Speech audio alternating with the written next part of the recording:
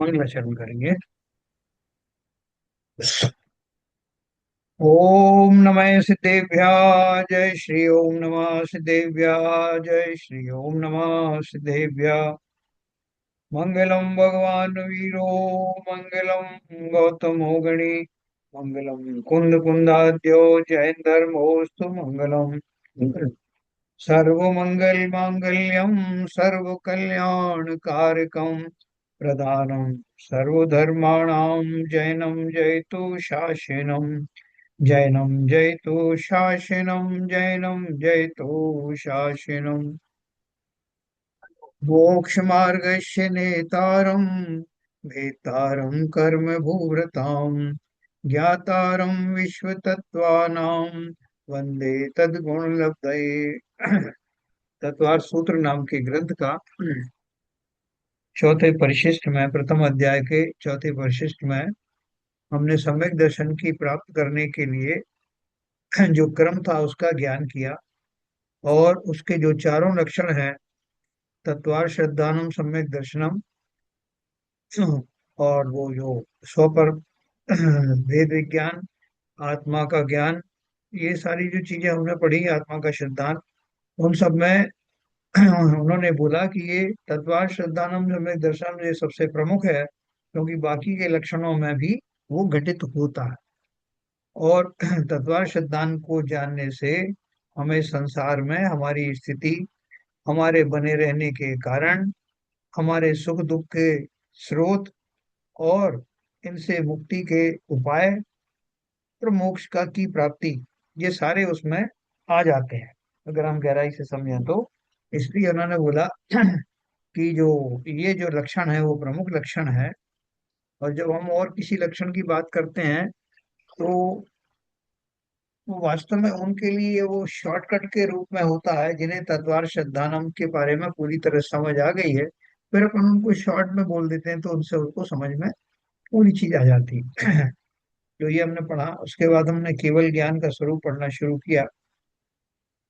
तो केवल ज्ञान का जो अभी तक हमने जो कुछ भी पढ़ा था, हम वो तीन चार बातें जानते हैं केवल ज्ञान के बारे में, कि वो स्वपर प्रकाशक होता है और संसार के समस्त चर अचर वस्तुओं की उनकी समस्त पर्यायों के साथ, तीन काल की पर्यायों के साथ युगपत जानते हैं।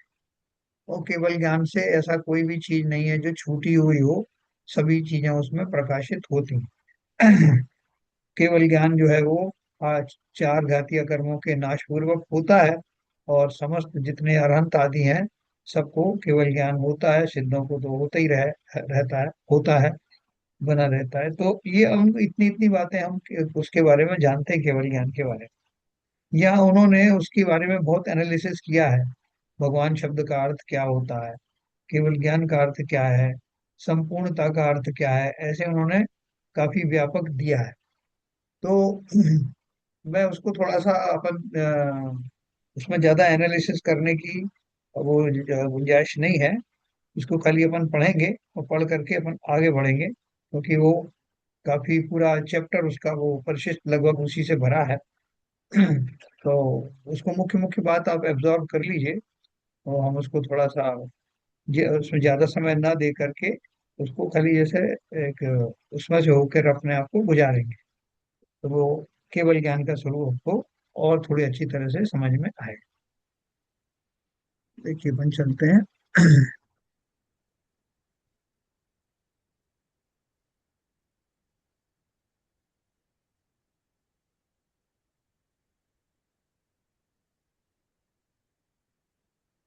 ये हमने कल शुरू किया था, केवल ज्ञान का स्वरूप। षट खंडागम नाम का एक ग्रंथ लिखा गया है, आपको मालूम होगा, जो श्रुत पंचमी अपन बनाते हैं ना, तो श्रुत पंचमी वो तिथि है जिसमें ये षट खंडागम के रूप में जो प्रथम श्रुत स्कंद की रचना हुई थी। यानी शास्त्र को पहली बार जो है वो उसको प्रकाशित करके ताड़पत्रों के ऊपर उसको लिखा गया था। और वो उसको सार्वजनिक रूप से उसका आ, प्रकाशन पब्लिक के लिए किया गया था, जिसमें जो है देवों ने भी उसकी उसमें उपस्थिति उनकी भी दर्ज की थी। और ये गुजरात में अंकलेश्वर नाम की जो जगह है, वहां पर इसकी रचना हुई थी। तो आचार्य नेमी चंद स्वामी द्वारा सिद्धांत शास्त्री, सिद्धांत चक्रवर्ती के द्वारा ये हुआ था। इसका मैंने डिटेल्स पंचमी को ही बताया था। तो ऐसा वो षटखंडागम है जिसके ऊपर में उसकी टीका में कुछ टीकाएं उपलब्ध हैं, कुछ टीकाएं उपलब्ध नहीं है। धवला टीका की 16 पुस्तकें शायद हैं, उसमें से 13 पुस्तकों का सूत्र इन्होंने दिया है, जिसमें केवल ज्ञान के बारे में बताया है। तो जैसे मैंने आपसे कहा कि अपन इसको इसके बारे में क्या लिखा है थोड़ा सा पढ़ करके उसमें से होके गुजरेंगे, तो उतने मात्र से आपको समझ में आता चला जाएगा, उसमें बहुत विशेष टीका या एनालिसिस की जरूरत नहीं पड़ेगी। तो देखो, आचार्य देव ने कहा है, षटखंडागम धवला टीका का पुस्तक 13 सूत्र 81 22 82 द्वारा आचार्य देव ने कहा है कि वह केवल ज्ञान सकल है, संपूर्ण है और असपत्न है। और ये तीनों जो कहे ना, सकल, संपूर्ण और उसका अर्थ क्या है? और अखंड होने से वह सकल है। शंका है कि यह अखंड है कैसे? समाधान दिया, समस्त बाह्य पदार्थ में प्रवृत्ति नहीं होने पर ज्ञान में खंडपना आता है। सो वह इस ज्ञान में संभव नहीं है, क्योंकि इस ज्ञान के विषय त्रिकाल गोचर अशेष बाह्य पदार्थ हैं। इसका अर्थ क्या है कि अपन ने कल बात करी थी कि जैसे हम खंड खंड करके चीजों को जानते हैं कि आप ये फिजिक्स के बारे में जान रहे हैं, केमिस्ट्री के बारे में जान रहे हैं, वैसे मैथमेटिक्स के बारे में जान रहे हैं, वहाँ एक वस्तु से रिलेटेड जितनी भी बातें हो सकती हैं वो सब एक साथ वो हमको भाषित होती हैं, तो उसमें कोई खंड खंड खंड नहीं पड़ता। इसलिए उनको कोई स्विच ओवर नहीं करना कि अब गणित से जो है फिजिक्स की तरफ जाना है, फिजिक्स से केमिस्ट्री की तरफ, ऐसे उनको स्विच ओवर करने की जरूरत नहीं पड़ती, इसलिए वो अखंड है, उसमें कोई खंडपना नहीं है।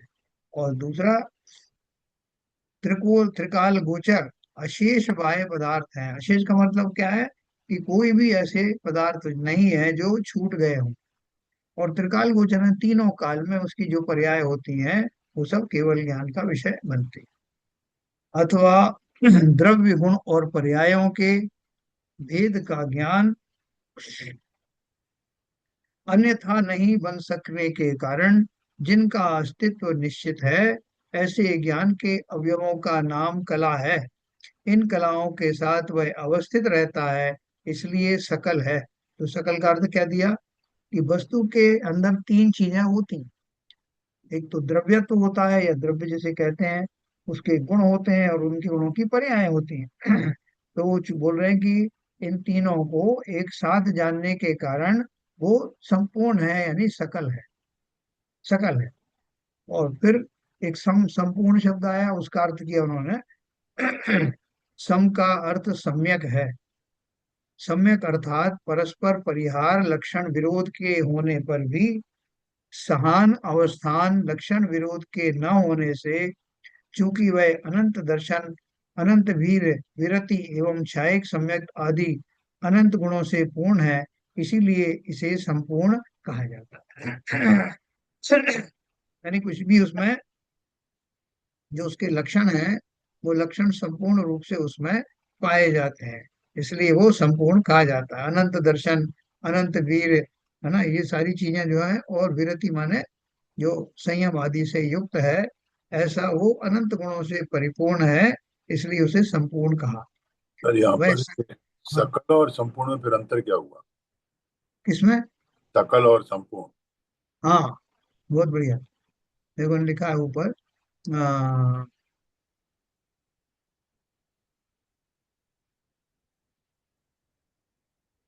अखंड होने से वह सकल है, ये लिखा है इन्होंने। अखंड होने से वो सकल है। कल किसे कहते हैं? कल का अर्थ होता है एक शरीर भी होता है, या एक बॉडी होती है, या एक जैसे कोई भी चीज है उसका एक एक टुकड़ा है। अपन जो बोलते हैं ना कि भाई एक एक टुकड़ा नहीं, इसको पूरे को एक यूनिफॉर्म जो है, होमोजेनियस चीज जो है, उसको सकल कहते हैं, जिसके कोई खंड शकल खंड रूप मतलब नहीं। शकल मतलब पूरा ही होता है, जैसे हमारे यूपी में शकल दावत बोलते हैं, तो मतलब पूरे समाज का और सबका शकल, मतलब कंप्लीट संपूर्ण करते हैं ऐसे, जैसे कि कुछ भी छूटना नहीं चाहिए उसमें, मैं नहीं, बोल ये बोल रहा रहे हूँ हैं कि सकल में, सकल एक में और मिनट, संपूर्ण सकल में और संपूर्ण में क्या अंतर? उनका क्वेश्चन ये है कि सकल भी जब संपूर्ण है तो फिर संपूर्ण शब्द अलग से क्यों है? सर वही एक वही प्रश्न है मेरा। सर मुझे ऐसा लगता है कि एक का मतलब डेप्थ है और एक का मतलब विथ है। मतलब सकल का मतलब तो ये हो गया कि अ, सब कुछ इंक्लूडेड हो गया, लेकिन संपूर्ण का मतलब होता है कि 1 लेवल, 2 लेवल, 3 लेवल, 4 लेवल, जितनी भी डेप्थ है, उसकी जितनी गहराई है, मतलब कंप्लीट, मतलब सब सब सब शामिल है और कंप्लीट भी है, मतलब। कंप्लीट भी है। यस, हाँ। मतलब डेप्थ भी है और विथ भी है। हाँ। ठीक है।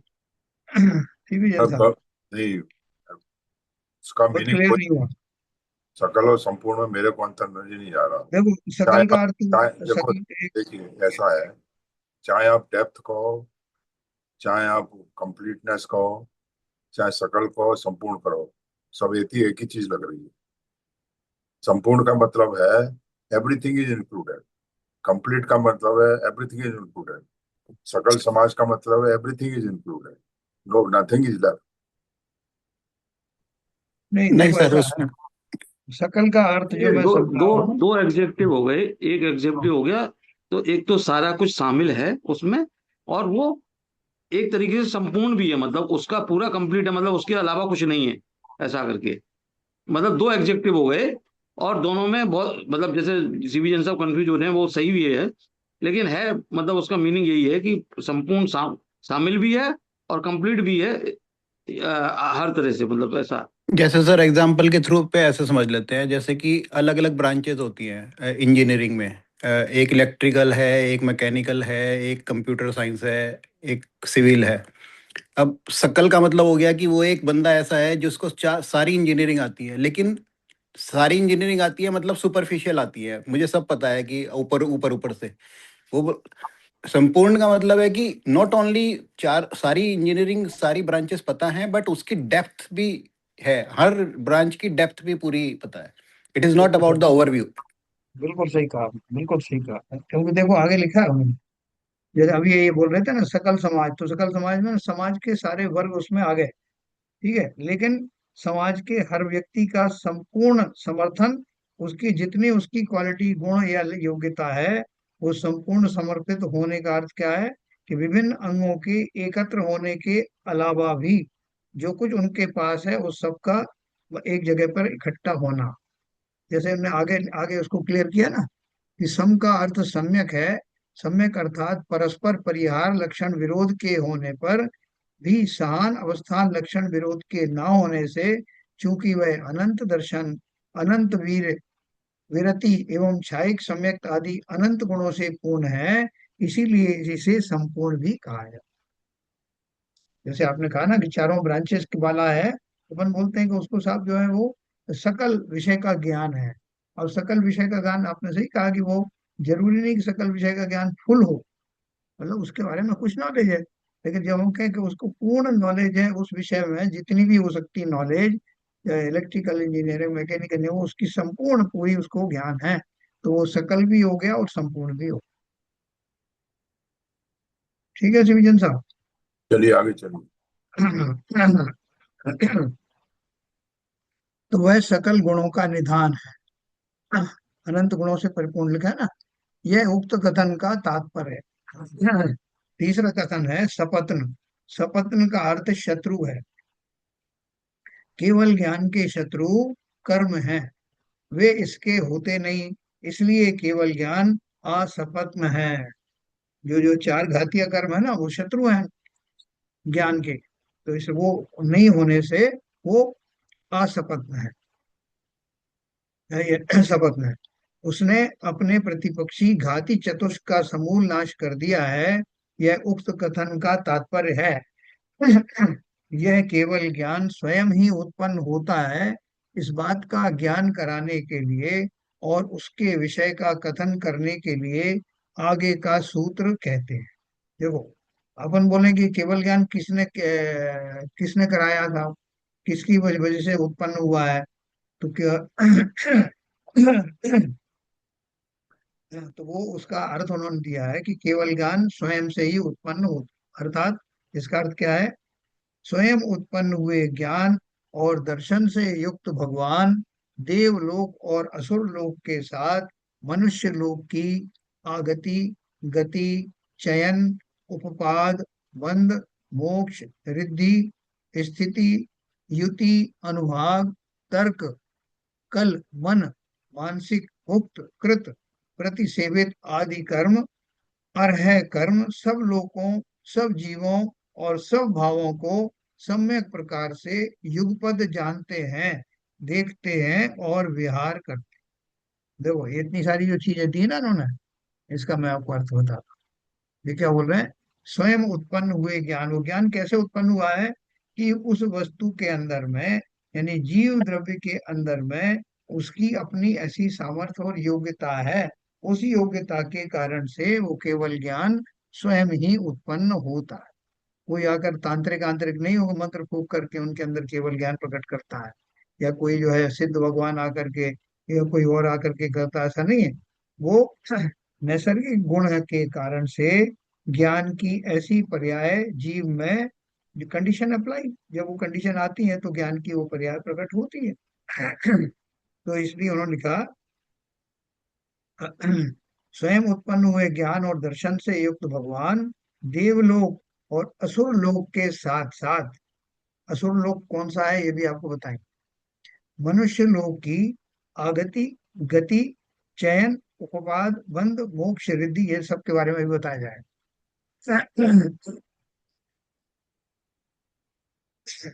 ज्ञान धर्म के महात्म्यों का नाम भगवान क्यों कहते हैं उनको, ये ऊपर वाला भी आएगा डिस्क्रिप्शन। अब इसके आगे बोल रहे हैं कि ज्ञान धर्म के महात्म्यों का नाम भग है। भगवान शब्द में भग आता ना, तो उसका अर्थ बता रहे हैं कि धर्म, ज्ञान धर्म के जो महात्मा है उन्हें भग कहते हैं, वह जिनके हैं वे भगवान कहलाते हैं। यानी ऐसे धर्म के महात्म्यों को धारण करने वाला जो जीव है उसको भगवान कहते हैं। भग वाले, जिनके पास भग है, अर्थात जिनके पास ज्ञान धर्म के महात्म शोभित हो रहे हैं, ऐसे व्यक्ति को भग, और वान माने वो रखने वाले, उनके से भाग्यवान, गुणवान ये बोलते हैं ना, तो वान माने रखने वाला, और भक्त का अर्थ है ज्ञान धर्म के मार्ग। उत्पन्न हुए ज्ञान के द्वारा देखना जिसका स्वभाव है उसे उत्पन्न ज्ञान दर्शी कहते हैं। स्वयं उत्पन्न हुए ज्ञान दर्शन स्वभाव वाले भगवान सब लोग को जानते हैं। अब देखो उन्होंने यहाँ क्वेश्चन पूछा है कि ज्ञान की उत्पत्ति स्वयं कैसे हो सकती है? हाँ? तो समाधान दिया नहीं, क्योंकि कार्य और कारण का एकाधिकरण होने से इनमें कोई भेद नहीं है ना। वो क्या बोल रहे हैं कि जो अपन को दो चीजें चाहिए होती है, एक तो कार्य और कारण, किस कारण से वो कार्य संपन्न हुआ, ये दोनों चीजों का एक एक पना उनके अंदर में मौजूद है। कारण भी वही है और कार्य भी वही है। कारण क्या है? कि जीव के अंदर में ऐसी योग्यता, पर्याय जन्य ऐसी योग्यता होती है कि उसमें जब ये चार कर्मों का अभाव जिस समय होता है तो उसकी केवल ज्ञान रूपी पर्याय प्रकट होती है। ऐसी सामर्थ्य उसके अंदर है, वो हो गया कारण। और उस कारण के होते ही वही कार्य उत्पन्न होता है। केवल ज्ञान की प्राप्ति के योग्य योग्यता होने से केवल ज्ञान प्रकट होता है। इसलिए उन्होंने बोला कार्य और कारण का एकाधिकरण होने से ये ज्ञान की उत्पत्ति स्वयं होगी। है, इसमें कोई शंका तो नहीं? नहीं। आगे चलते हैं। देवादि लोक में जीव की गति, आगति तथा चयन और उपवाद को भी सर्वज्ञ भगवान जानते हैं। जो ऊपर शब्द आए थे ना, गति, आगति, चयन और उपवाद, तो अब देखो देवलोक से चालू किया। देवलोक में जो उनका जन्म होता है देवों का, कैसे होता है? उपपाद शैया पर होता है, जहाँ अपने आप ही वहां पर वो जीव पूर्ण युवावस्था को उत्पन्न होते ही प्राप्त कर लेता है, और वहां सुगंधित शयन गृह में शैया के ऊपर में उसका जन्म होता है। उसको उपपाद जन्म कहते हैं। उसकी और विशेषता भी अब बता रहे हैं वो। तो उस देवलोक में के संबंध में गति, आगति, चयन और उपवाद का अर्थ क्या है, ये जब सर्वज्ञ देव जानते हैं। सौ धर्मादिक देव और भवनवासी, सौ धर्मादिक तो देव और भवनवासी असुर कहलाते हैं। सुर और असुर है ना, तो जितने भी स्वर्ग के देव हैं वो या जो कल्पवासी जिन्हें कहते हैं, वो सारे देव हैं। और जो भुवनवासी देव है, या जो व्यंतर देव है, यहाँ तक कि ज्योतिषी देव भी हैं, वो सब देव ना होने के कारण वो अगर सुर हैं तो ये सब असुर हैं। इन सबको असुर की कैटेगरी में लाते हैं। यहाँ तक कि त्रियंचों को दिया उन्होंने, सौधर्मादिक देव और भवनवासी असुर कहलाते। यहाँ देवासुर वचन देश देशामर्शक है। इससे ज्योतिषी व्यंतर और तिर्यंचों का भी ग्रहण करना चाहिए।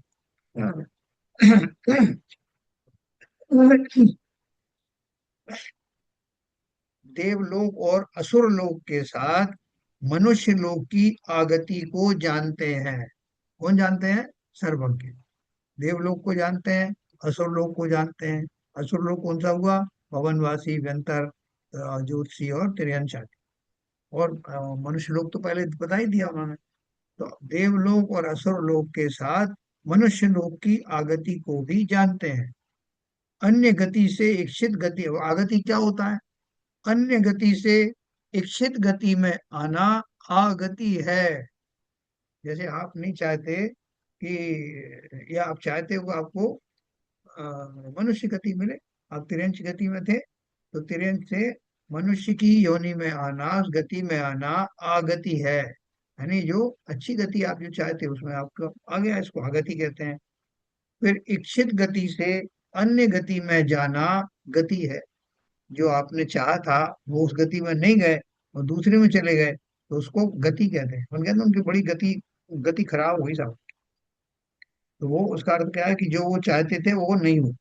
इच्छित गति से अन्य गति में जाना गति है। सौधर्मादिक देवों का अपनी संपदा से विरय होना चयन है। कहते हैं ना, चय होकर के, वहां से चय होकर के यहाँ आए।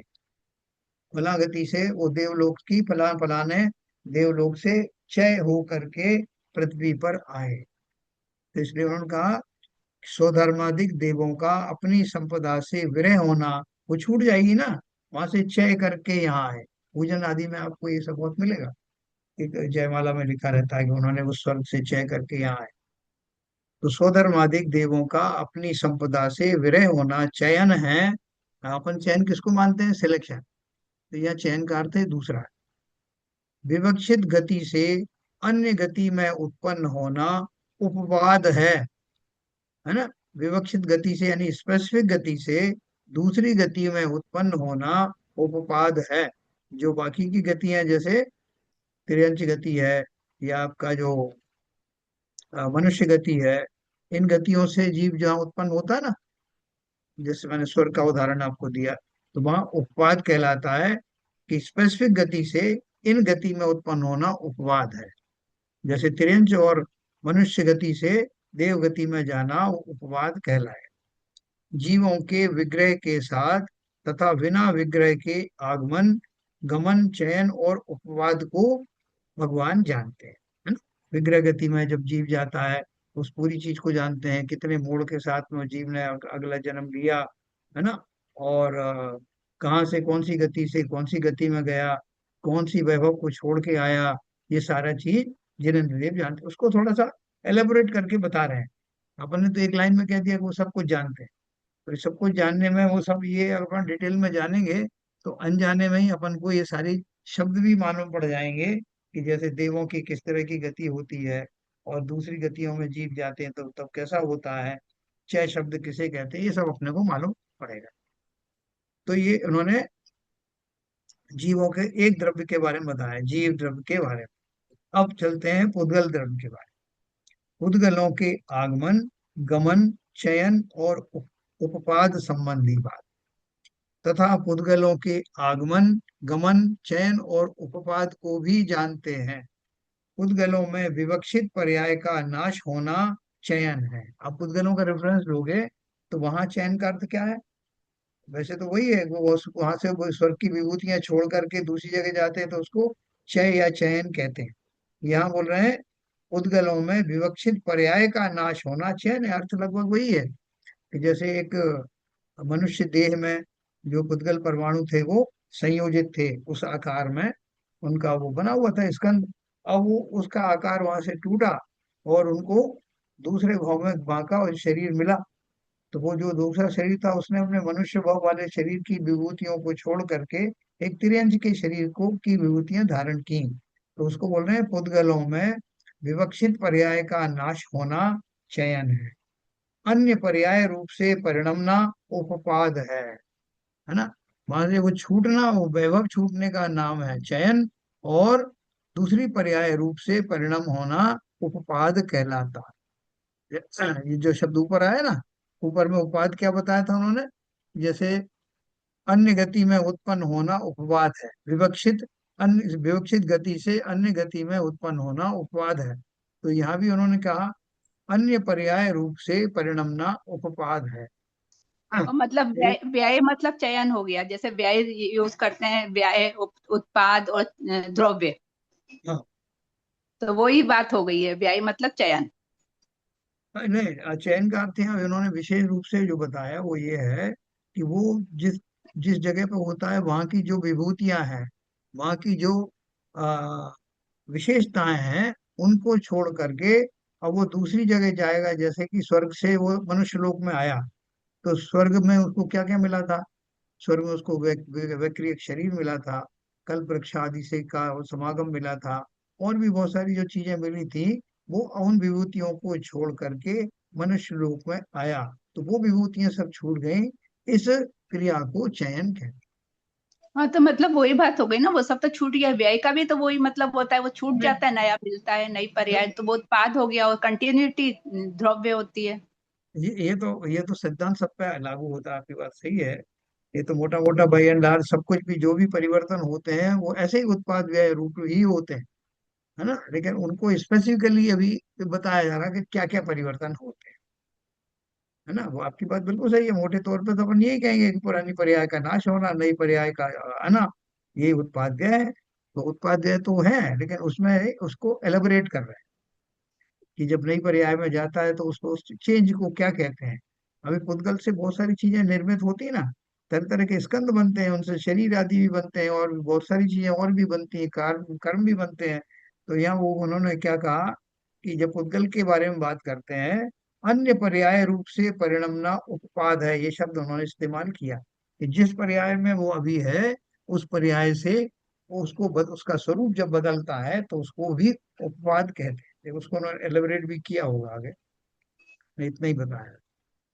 फिर तीसरा जो दो दो तो ये हो गए द्रव्य, अब कौन से चार बचे, धर्म अधर्म काल और आकाश, है ना। तो इनका भी उन्होंने दिया चयन और उपवाद क्या होता है।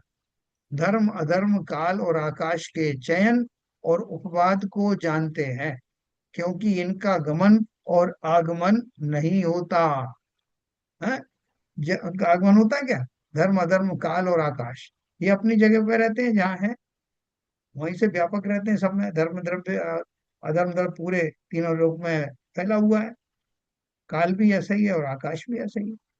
तो उनमें जो कुछ भी परिवर्तन होता है, जो कभी डिटेल उन्होंने नीचे दिया होगा, वो अपन जानेंगे। और अ, उन सबको वो जानते हैं, क्योंकि इनका गमन और आगमन नहीं होता, इसलिए उन्होंने शब्द कौन से यूज करे हैं, चयन और उपवाद। धर्म अधर्म काल और आकाश के चयन और उत्पाद को जानते हैं, क्योंकि इनका गमन और आगमन तो होता नहीं। जिसमें जीवादि पदार्थ लोके जाते हैं अर्थात उपलब्ध होते हैं, उसकी लोक संज्ञा है। यहाँ लोक शब्द से आकाश लिया गया है, इसलिए आधे में आधार का उपचार करने से धर्मादिक भी लोक सिद्ध होते हैं। धर्म धर्म आदि द्रव्य जो है कैसे हैं, पूरे लोक में फैले हुए हैं, और उनको जिनेन्द्र देव अच्छी तरह से उनकी पर्याय सहित जानते हैं, है ना। जैसे आपको बताया था, अभी इनकी पर्याय क्या होती है, धर्म अधर्म काल और आकाश की इनकी पर्याय बदलती है क्या, ये बताओ भाई को।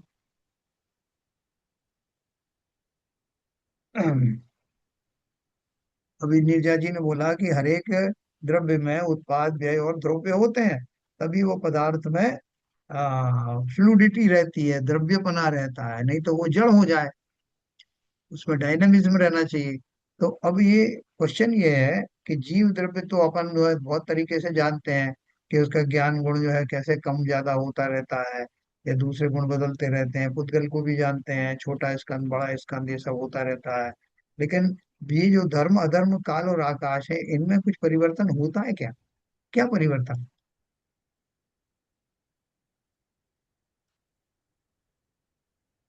हाँ बताओ भाई कोई। और वो परिभाषा से कि बियॉन्ड तो आप जा नहीं सकते, विरुद्ध की उत्पाद व्यय द्रव्य द्रव्यों का लक्षण है। तो इसमें भी वो घटित तो हो ही रहा है, तो घटित कैसे होता हो? ये बहुप्रदेशीय है तो होता होगा। काल एक प्रदेशीय है, बाकी सब बहुप्रदेशीय हैं। समझ नहीं आ रही है, लेकिन होता तो होगा। हाँ बताओ भाई कोई कोशिश करो। ऊपर ने किसी संदर्भ में एक ट्यूबलाइट का एक एग्जांपल दिया था, वो किस संदर्भ में दिया था? वो सिद्धों का बताया था कि सिद्धों के जो कर्म आते जाते हैं उसमें ऐसे ट्यूबलाइट जैसे ही मतलब कर्म आते जाते हैं, कर्म दिखते कहाँ नहीं आते मतलब फिर। कर्म सिद्धों कहाँ में से कर्म? वो जो सिद्धों सिद्धों सिद्ध भगवान का सिद्धों की वो आयु की बात है। हाँ, सिद्ध भगवान को कोई कर्म होता है क्या? नहीं, कर्म भी नहीं होती, आयु भी नहीं होती है। सिद्ध भगवान के जो आयु भी जो तो कर्म है। पर्याय बदलती हैं, जो हम्म। गुणों का पर्याय का है। गुणों की पर्याय बदलती रहती हैं, हाँ। इसी तरह धर्म और ये अधर्म और काल और आकाश की पर्याय भी उसी तरह से द्रव्य का जो जो है आपने बताया ना, उसका व्यय व्यय और इनकी जो अर्थ पर्याय होती हैं, अर्थ माने सूक्ष्म पर्याय हैं, हाँ, जिनमें आकार नहीं होता।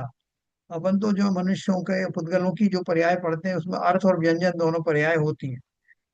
व्यंजन पर्याय किसे कहते हैं? जिसमें आकार आदि का बदलना, वो व्यंजन पर्याय में आता है, यानी प्रदेशों का बदलना। जबकि अर्थ पर्याय सूक्ष्म पर्याय होती हैं, जो केवल ज्ञान गम्य होती हैं। और वो कैसी होती हैं कि जैसे मैंने आपको एक बार ट्यूबलाइट का उदाहरण दिया कि एक कमरे में चार पांच ट्यूबलाइट जल रही हैं, उनमें से एक ट्यूबलाइट की थोड़ी सी रोशनी हल्की है, अभी एक पल के लिए दूसरे की दूसरे पल में एक वोल्टेज फ्लक्चुएशन हुआ तो थोड़ी सी डिम हुई, फिर तेज हो गई।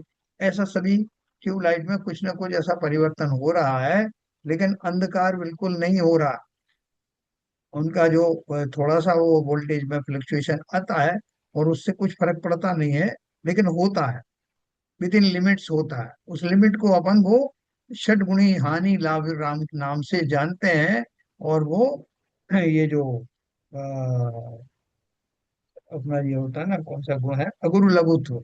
अगुरु लघुत्व गुण के कारण से इस तरह की पर्यायें होती हैं, जिन्हें अर्थ पर्याय कहते है ना। ऐसे ही सिद्धों के साथ होता है और ऐसे ही इसमें धर्माधर्म, लेकिन उसके कारण से चूंकि वो विद इन लिमिट्स होती हैं, तो इसलिए उससे फर्क कुछ नहीं पड़ता। लेकिन हमारी परिभाषा के अनुसार में सभी द्रव्य में वो डायनामिज्म होना चाहिए, उत्पाद व्यय रूप होना चाहिए, निरंतर प्रति समय नई नई पर्याय धारण होना चाहिए।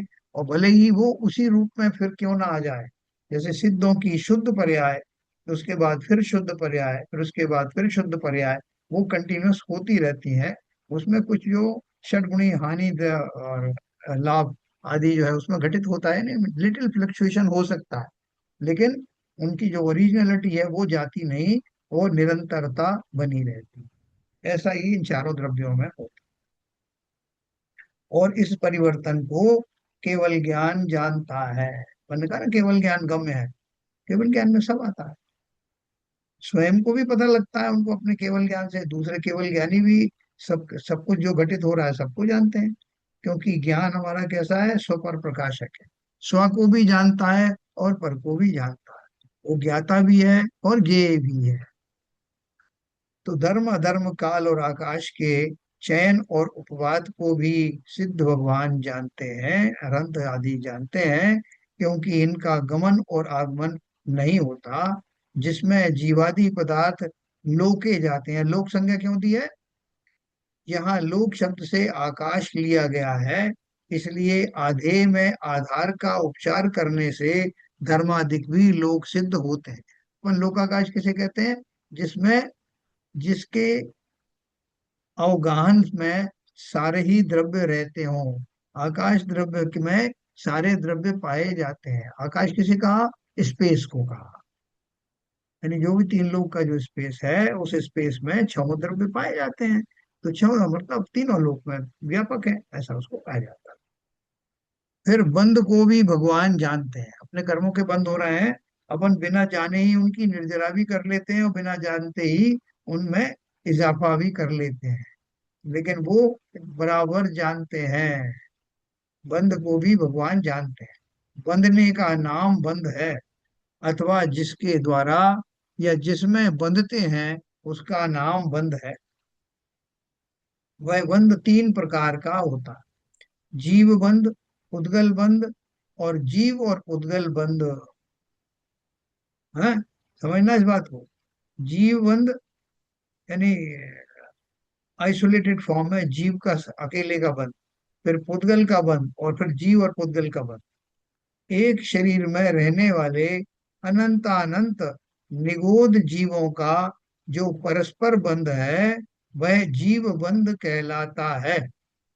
जो साधारण शरीर होता है ना वनस्पति काय काय में, जिसे अपन निगोद शरीर कहते हैं, जिसमें अनंत निगोदिया जीव एक ही शरीर को शेयर करते हैं, तो वो उन जीवों का जो बंध है, यानी एक जगह इकट्ठा होना है, उसको जीव बंध कहा जाता है। एक शरीर में रहने वाले अनंतानंत निगोद जीवों का जो परस्पर बंध है, वह जीव बंध कहलाता है। और दो तीन आदि पुद्गलों का जो समवाय संबंध होता है, वह पुद्गल बंध कहलाता है। दो तीन आदि पुद्गलों का जो समवाय होता है, मतलब जो हमारे जो पुद्गल स्कंद है ना, जो शरीर में जो रहते हैं एक ही शरीर में, जैसे मेरा मनुष्य शरीर है, तो इस शरीर में और जो पुद्गल के स्कंद हैं अलग अलग, जैसे मेरे पीठ है, कमर है, आंखें हैं, नाक है, इन सब का जो है वो बंद होता है। नाक का जो है उस एरिया के बाकी शरीर से जुड़ाव होता है। आंखों का बाकी के शरीर से जुड़ाव होता है।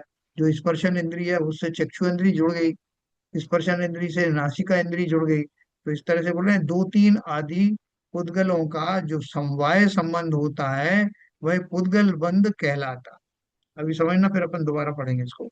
तथा औदारिक वर्गनाएं, वैक्रियक वर्गनाएं, आहारक वर्गनाएं, तेजस वर्गनाएं और कार्बन वर्गनाएं, इनका और जीवों का जो बंध होता है, वह जीव पुद्गल बंध कहलाता है। बंद हाँ, का बंद का मतलब क्या है? ये तत्वों में वाला बंद है, या उसका बंद का मतलब है उसका जॉइंट? एक जगह पर इकट्ठा हो जाना, एक जगह पर एकत्रित हो जाना। तो जैसे अपन रस्सी रस्सी के बंधन लगाते हैं, वो क्या है कि आपने एक रस्सी के सहारे चार पांच चीजें बांध दी। गठान। हाँ, तो बंधन लिखा ना ऊपर, बंधने का नाम बंध है, ऊपर लिखा ना। जीव पुद्गल यहाँ बंध गठान के। नहीं बोले, यहाँ गठान नहीं बोलेंगे, यहाँ समूह बोल देंगे।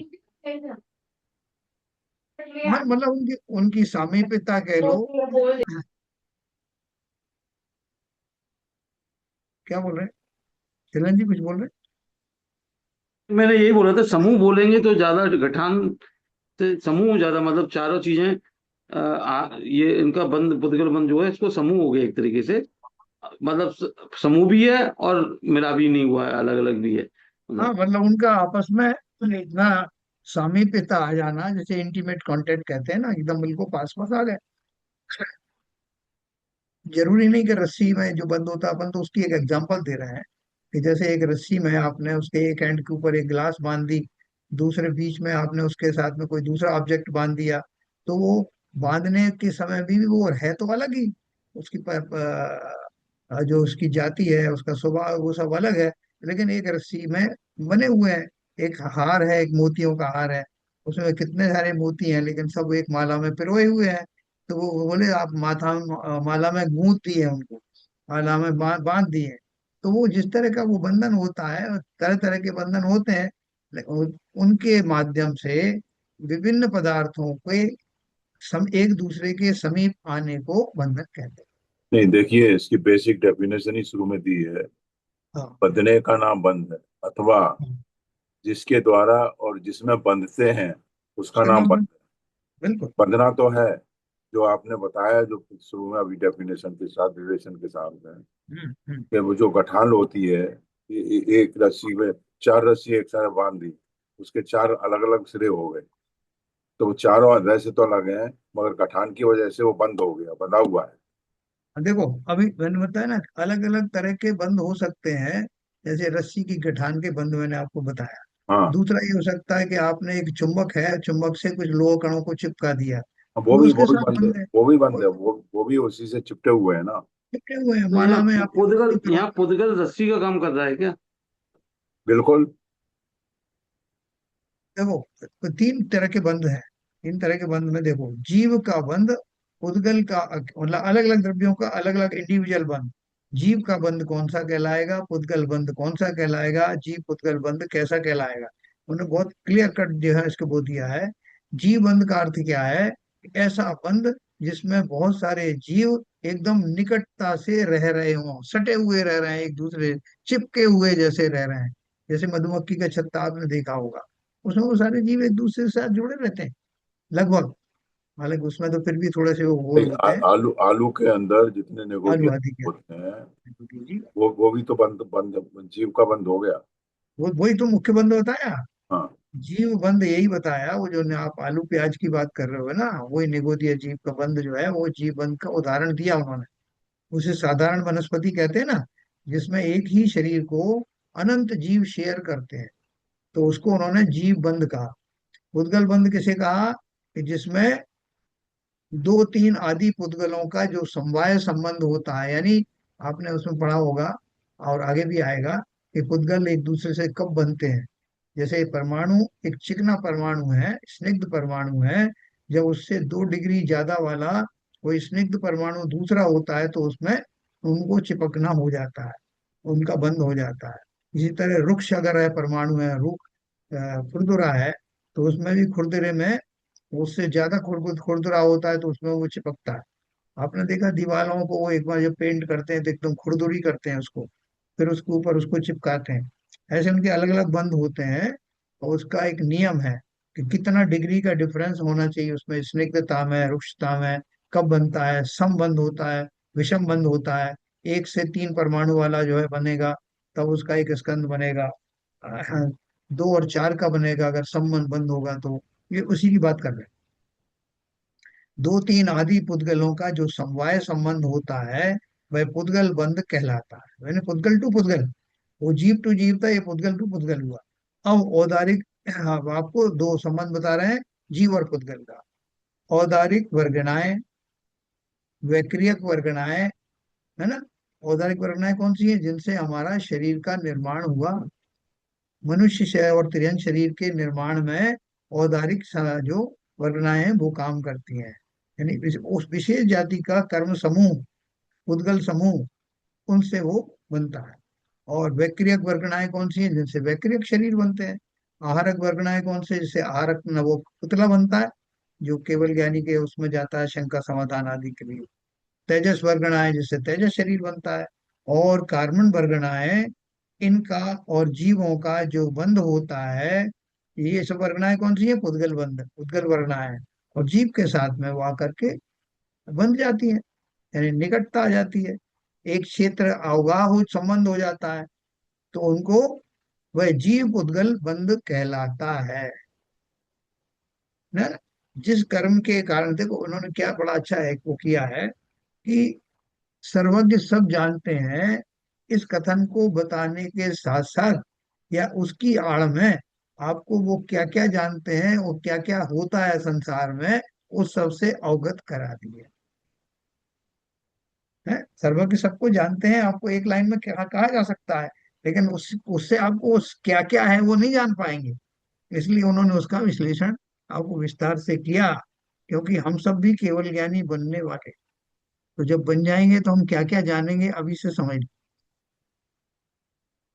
अपने आप ही आ जाता है। तो हमारी जानकारी के लिए वो उन्होंने एक तरीके से हमको समझाया कि क्या क्या होता है, जितना समझ पाए।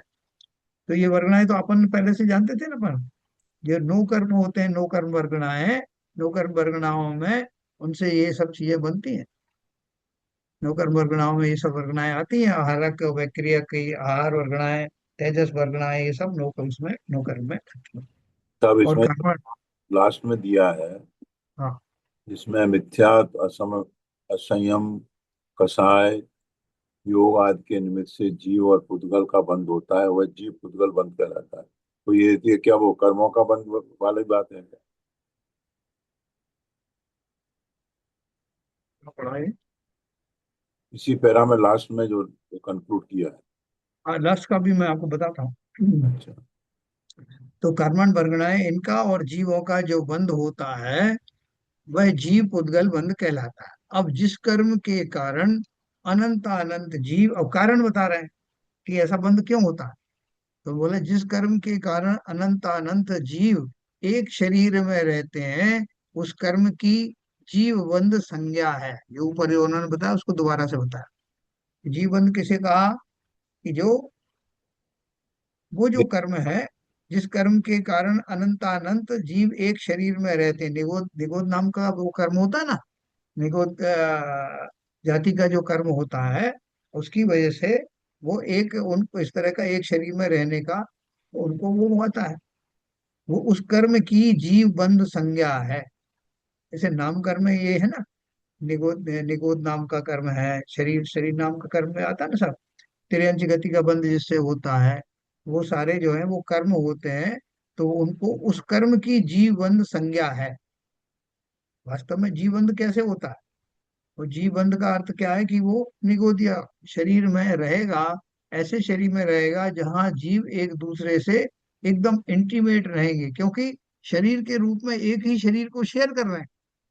तो एक ही शरीर को शेयर कर रहे हैं, तो वो जीव एक दूसरे से, उनके प्रदेश एक दूसरे से पास पास रहते हैं। जैसे हमने एक मोती को एक मखमल के कपड़े में रखे हैं, कई कई मोती एक ही मखमल के कपड़े पर रख दिए, तो वो सारे ही उस मखमल के कपड़े को टच कर रहे हैं और एक दूसरे को भी टच कर रहे हैं। तो उसी तरह से उन्होंने जीव बंध के लिए कहा कि ऐसा जीव बंध इसलिए कहा जाता है कि उसमें जीव डायरेक्टली एक दूसरे के प्रदेश उनके नजदीक आ जाते हैं। और उस स्थिति में जो, उस स्थिति को लाने में जो कर्म कार्यकारी होता है, उसको ध्यान में रखते हुए उसको जीव बंध नाम का उस कर्म को कहा। उस कर्म की जीव बंध संज्ञा है। अब देखो आगे, जिस स्निग्ध, मैंने आपको बताया था, जिस स्निग्ध और रुक्ष आदि गुणों के कारण पुद्गलों का बंध होता है, उसको पुद्गल बंध संज्ञा दी गई है। अभी आप आगे पढ़ेंगे कि उसमें जो कितनी डिग्री वाले चिकनाई के साथ कितनी डिग्री वाले चिकनाई का बंध होता है परमाणु का। ये बंध हमारे जो हो रहा है ना, नाक कान आंख, ऐसे कैसे हुए हैं बंध, इसकी बहुत बड़ा विज्ञान है ये। कि जैसे आपको ऑर्डर दिया आपने किसी फैक्ट्री में कि भैया मुझे एक ऐसी चीज चाहिए कि जिसमें ऐसे ऐसे गुण हो, वो थोड़ा फ्लेक्सिबल भी हो, उसकी इतनी टेंसाइल स्ट्रेंथ हो, उसकी इतनी कंप्रेसिव स्ट्रेंथ हो, और उसमें जो है वो थोड़ा देखने में भी ये रहे, थोड़ा हल्का भी हो, ऐसी बहुत सारी क्वालिटी आपने बता दी। तो वो ऐसे अवयवों को मिला करके ऐसी चीज तैयार करेगा जिसमें ये सारी चीजें पाई जाए। तो आपने एक ऑर्डर दिया कि मुझे कुछ, एक ऐसा डिवाइस चाहिए जो वस्तुओं को देख सके, और उसके अंदर में सेफ्टी इतनी रहे कि जरा भी कोई कण आए तो वो एकदम उसको प्रोटेक्ट करने की मुद्रा में आ जाए। और तीसरा ये कि उसका जो है आकार प्रकार बहुत बड़ा नहीं हो। चौथा ये कि उसमें जो है वो फोटो के रूप में चीजें कार्यकारी हों, और जरा सा भी संशोधन होते ही वो उसको ग्रास्प कर ले। तो ये सारी चीजें आपने उसको बता दी। तो उन्होंने पूछा भाई कलर का क्या रहेगा, वो कलर अपने हिसाब से करना है। बोले ठीक है। तो उन्होंने आंखें एक डिजाइन की, उसमें उन्होंने कलर दिया, क्योंकि उनको एक कंट्रास्ट भी चाहिए। तो वो काली पुतली बनाई, सफेद उसमें वो दिया, ये सारी चीज बनाई, फिर सेंसिटिविटी के रूप में पलक बनाई। तो ऐसे करके उसका एक कंबाइंड इफेक्ट के रूप में जैसा भी रंग आया, जहाँ काला आया, जब जो आया, उन परमाणुओं के मिश्रण से, तो उनमें ऐसे परमाणु हैं जिनका कलर किसी का काला है, किसी का कुछ को है। तो सारी योग्यताएं मिलाने के बाद उस जगह का, कि स्किन का क्या कलर होगा, उसके परमाणु कितने सेंसेशन में होंगे, है ना। आप देखो आपकी उंगलियों का जो सेंसेशन है वो बाकी कलाई का नहीं सेंसेशन है, पैरों में जो जांघों का जो सेंसेशन है वो घुटनों का नहीं। तो वो जो कौन से परमाणु उसके लिए सिलेक्ट होंगे, वो कौन से परमाणु के साथ उनका बंध होगा, आपकी नस नाड़ी जो है रूपी बंध कैसे होंगे, वो ना वज्र सब नाराज संगना, ये सारी चीजें इस बात पे होते आधार पर तय की जाती हैं कि उन अवयवों से क्या काम लिया जाएगा। तो यहाँ उनको इसलिए उनका बंद होना जरूरी, तो वो बंद कैसे होंगे, उसके लिए ऐसे डिग्री के परमाणुओं का चयन होता है। स्निग्ध स्निग्ध होंगे, स्निग्ध रुक्ष होंगे, रुक्ष रुक्ष होंगे, उसका उन्होंने यहाँ चित्रण दिया, ये आपको आगे पढ़ने को मिलेगा। जिन मिथ्यात्व असंयम, ये तो हो गया पुद्गल बंध। जिन मिथ्यात्व असंयम कषाय और योग आदि के निमित्त से जीव और पुद्गलों का बंध होता है, वह जीव पुद्गल बंध कहलाता है? जीव पुद्गल बंध का जो है वो, ये अभी कारण बता रहा है। ऊपर तो उन्होंने बताया उसका वो बंध कैसे कैसा होता है, यहाँ क्या बता रहे हैं कि ये जीव और पुद्गल बंध किस तरह से होता है। जिन मिथ्यात्व असंयम कषाय और योग आदि के निमित्त से जीव और पुद्गलों का बंध होता है। बंध होता है क्या, जीव का मिथ्यात्व के कारण कुछ बंध होता है क्या? नहीं, वो जो कर्मों का बंध है वही बंध है क्या? उसी की बात कर रहे हैं। ये वही तो मैंने यही तो सवाल सबसे बड़ा बंध है। वही मैंने सवाल पूछा। हाँ, ये तो सबसे बड़ा बंध तो जीव और पुद्गल का आपसे कहें तो ये तो अपन सब जानते ही हैं कि मेरा कर्मों से बंध होता है। तो मिथ्यात्व हो कषा, संयम हो कषा, ये तो सब भाव है ना। इन भावों के कारण मेरा उन उन जाति के कर्मों से वास्ता पड़ता है, बंध होता है। आठों प्रकार के कर्म की समस्त प्रकृतियों का बंध जीव को प्रति समय होता रहता है, और प्रति समय उनका उदय भी होता है। इस तरह से उन्होंने ये जीव और पुद्गल बंध को और हाईलाइट किया। इस बंध को भी वे भगवान जानते हैं। तो अपन भी तो ये जानते हैं कि वो जानते हैं, लेकिन अपन को इस माध्यम से डिटेलिंग की जा रही। ठीक है, कल आपको अपन पढ़ेंगे मोक्ष रिद्धि, स्थिति तथा युति और उनके कारणों को भी जानते हैं। तो ये जो इन्फॉर्मेशन दे रहे हैं ये अपने को कुछ काम की है या ऐसी फालतू इन्फॉर्मेशन है, बताओ। इन्फॉर्मेशन कोई फालतू नहीं होती है सर। हाँ, इन्फॉर्मेशन तो मतलब कोई कोई भी ज्ञान का अर्जन करना कोई फालतू थोड़ी होता है। तो ये उन्होंने क्या किया है कि बजाय इसको जो है वो बोलते हैं कि कितनी तरह के कर्म बंद होते हैं, कितनी तरह के जीव और पुद्गल के बंद होते हैं, उनको ऐसा डायरेक्ट कहने के बजाय उन्होंने कैसे कहा कि भगवान इन सारे बंधों को जानते हैं। कौन से बंधों को जानते हैं, उनकी डिटेलिंग दे दी। कल अपन सर जैसे मोक्ष के यहाँ बारे में पर सर पढ़ेंगे। बाकी तो सब ठीक था। आज ये जो जीव पुद्गल तो पहले से पता था और पुद्गल तो पुद्गल भी पहले से पता था, लेकिन जीव टू जीव का बंध भी कुछ होता है, वो पहली बार सुनने में आया आज। ये बहुत पहली बार इन्फॉर्मेशन आई। हाँ हाँ। तो इसका मैंने आपको जैसे उदाहरण दिया ना कि एक मखमल का कपड़ा बिछाया, उसके ऊपर में बहुत सारे मोती बिखेर दिए, और वो मोती एक दूसरे से भी सटे हुए हैं। ठीक है ना। तो उनके पीछे एक तो कॉमन तो जो वो जो मलमल का मखमल का कपड़ा हो गया जो बैकग्राउंड में है, लेकिन उनका सबका इंटीमेट जो है वो उसके ऊपर बिछा रहना, उन सबसे एक दूसरे के प्रदेशों का निकटपना द्योतक है। तो शरीर तो अलग है नहीं। जैसे मैं और आप दोनों खड़े हो जाएं तो हमारा शरीर एक दूसरे को टच करेगा, है ना। आत्माएं तो अलग अलग रहेंगी, आत्मा के प्रदेश तो अलग अलग ही रहेंगे, लेकिन वहां क्या है कि शरीर तो उनका वो हो गया साधारण शरीर जो कॉमन है। तो उनके जो आत्मा के प्रदेश हैं वो बिल्कुल पास पास रहते हैं, उसको उन्होंने, है तो सत्ता अलग अलग ही, लेकिन वो प्रदेश पास पास रहते हैं। एक एक क्षेत्रावगाह संबंध बहुत नजदीकी वाला होता है, इसलिए उसको उन्होंने जीव बंध कहा। ठीक है, उदाहरण ठीक है। अब कल अपन हाँ जी, पढ़ेंगे। ऐसे तो ठीक है, लेकिन थोड़ा कंफ्यूजिंग है वो हाँ क्योंकि हाँ। एक जीव दूसरे जीव में समा नहीं सकता। वो बंध जब बोलते हैं तो मतलब नहीं, वो समाया उदाहरण नहीं से। है। हाँ, देखो मैंने आपसे क्या कहा कि राइट वो राइट। प्रदेश प्रदेश सट करके रहते हैं, एक प्रदेश दूसरे प्रदेश में जाते नहीं है। सटे रहना जैसे हम और आप खड़े हो जाए तो हम तो एक दूसरे में घुस थोड़ी गए, ऐसा वो बिल्कुल बड़ी नजदीकियां उनकी। वो कवियों के शब्द में बोलते हैं ना कि वो पति पत्नी बोलते हैं कि दो दो दो जिस्म मगर एक जान है हम। तो वो कहने की बात है, दो जिस्म कभी एक जान नहीं बन सकते। तो ठीक उसी प्रकार से उन प्रदेशों की नजदीकी बताने के लिए उसको जीव बंद कहा। जीव का बंध ऐसा नहीं कि एक जीव दूसरे जीव में चला जाए। यहाँ तक कि हमारे शरीर में जो कितने निगोदिया जीव रहते हैं, हमारे खून के अंदर में, हमारी आंतों में, हमारे सब जगह रहे हैं, लेकिन वो उनके प्रदेश उन तक ही सीमित है, हमारे प्रदेशों में वो प्रविष्ट नहीं होते। कितने जीव इस आकाश लोक में रह रहे हैं ना, उस आकाश लोक में रह रहे हैं, सबके प्रदेश एक दूसरे से अलग है कि नहीं है? साथ रहते हुए भी अलग अलग हैं, अलग रहते रहते भी साथ है, ऐसा।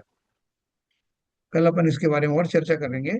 और मोक्ष रिद्धि, स्थिति तथा युति और उनके कारणों को भी जानते हैं, इसके बारे में अपन कल पढ़ेंगे। चलिए, संजय प्रकाश जी निर्वाणी स्तुति करें। मिथ्याता में नाश वेको, ज्ञान के प्रकाश वेको, आपा परिभाष वेको, भानु से बखानी है। चाहूं द्रव्य जान वेको, बंद विधि भान वेको, स्वपर पहचान वेको, परम प्रमाणी है। अनुभव ताय वेको, जीव के जताए वेको, कहूँ न सताए वेको, भव्य उरे आनी है। जहाँ तहाँ तार वेको, पार के उतार वेको, सुख विस्तार वेको, यही जिनवाणी है। हे जिनवाणी भारती, तो है जपूं दिन रैन, जो तेरी शरणा गए, सो पावे सुख चैन। जा वाणी के ज्ञान ते, सूझे लोकालोक, सुवाणी मस्तक नमो, सदा देते ढोक, सदा देते ढोक। जिनवाणी माता की जय। जय